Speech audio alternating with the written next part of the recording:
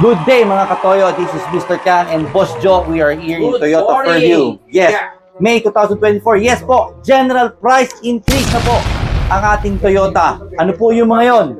Meron kang Yaris Cross, price increase. Bang! Avanza, Brush, meron kang Hilux, ano pa? Fortuner, RAV4, Hi-Ace, GR86, you have your Alphard, Coaster po, lahat po yan may price increase.